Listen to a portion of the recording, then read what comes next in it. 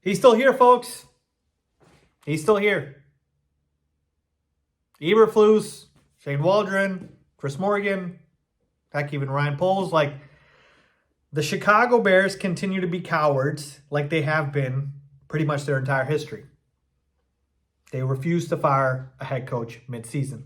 So even after one of the most disappointing and embarrassing losses in Bears history against the lowly New England Patriots, where you put up 3 friggin' points, the Chicago Bears refuse to make any changes and fire Matt Eberflus. And just to put insult to injury, Matt Eberflus comes out in his bogus press conference today and gives his usual coach speak salad. Oh, there's going to be adjustments.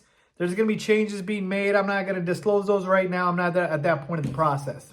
What? Not that point in the process. You lost 3 straight games. You haven't put up a touchdown in 20-plus drives. When will it take for you to do something? And I was talking about Ryan Poles firing Flus. At this point, can Flus even relieve Shane Waldron of play caller duties?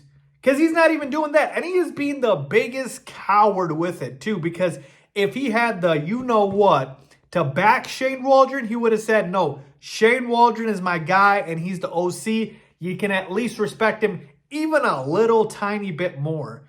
Or he could be like, no, Shane's been relieved of his play calling duties. We've given it to X person, and so be it. What is this damn middle ground?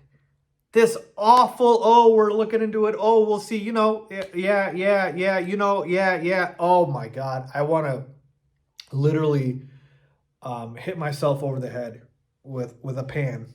That's how bad it is right now. Like, I have a headache listening to this man. What a loser head coach. And I hate name calling. I really do. I'm not that type of guy. But, man, that is what the state of the Chicago Bears has done to me. Matt Eberflus, loser.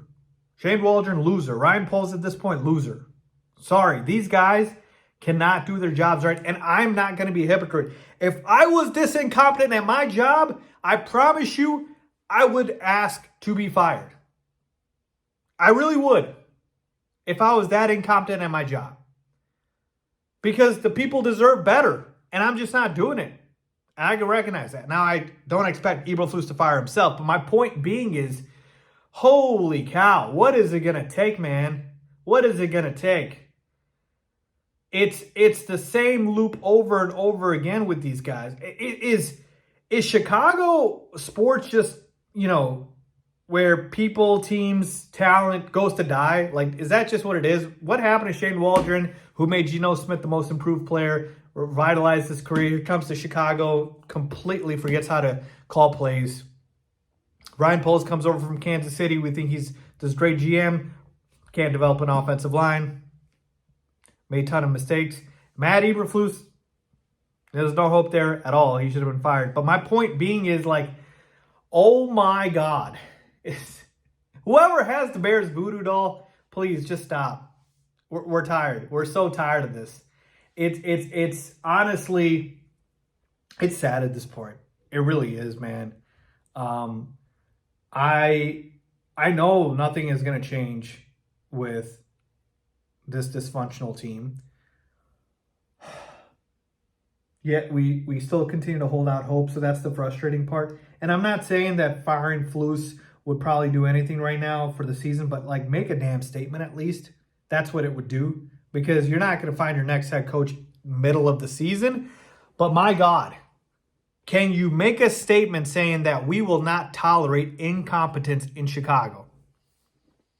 But no, that's actually exactly what they tolerate, incompetence in Chicago. The way to hurt the McCaskies and these guys is to not support them with our dollar, right? Not going to the games and not, buying merchandise and all this stuff, because it's honestly disgusting the amount or lack of effort we've gotten on our end from them. It really is. It's such a sad state of affairs. And look, folks, we're not the only football team in the NFL that's not good, that sucks right now, right? That's terrible. Like, there's other organizations. But man, oh man, does it not feel like they've at least kind of figured it out, or at least, maybe the expectations haven't been as bad. Like, you take a look at the team like the Detroit Lions. They were bad for so long, but look at them finally, see the light. They're a really good football team now. I look at even a team like the Jets, man. Like, they are bad for sure. They're a disaster right now, but at least they tried. They did what they could, and, they were adding pieces over here with the Bears, man. It's just like anything comes to Chicago gets ruined. How are you going to potentially ruin the number 1 overall pick, Caleb Williams? You should be fired for incompetence for that.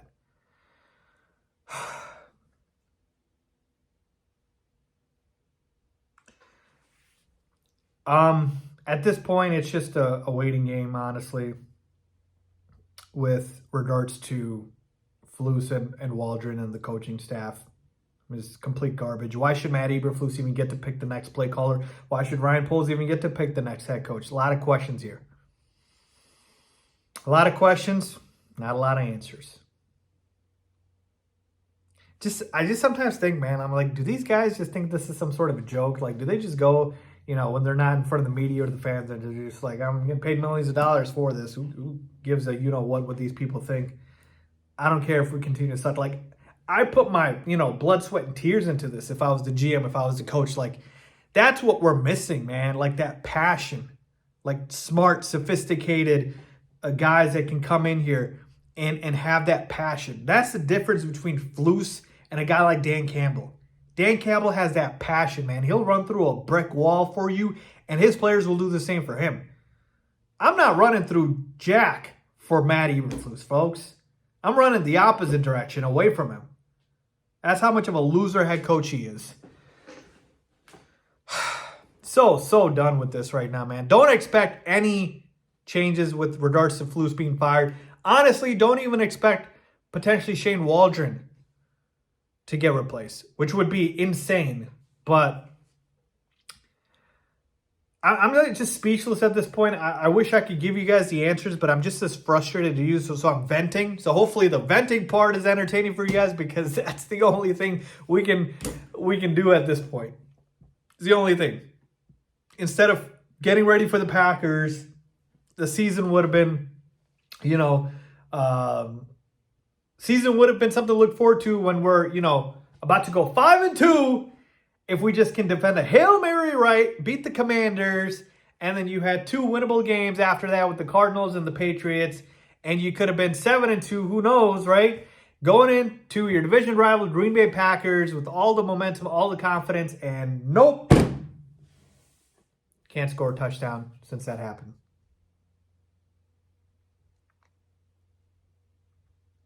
How did it go so wrong so quick? Just trying to figure that out. Don't have the answers, but I wish we did, folks. Now we wait. And see who gets fired, if that happens.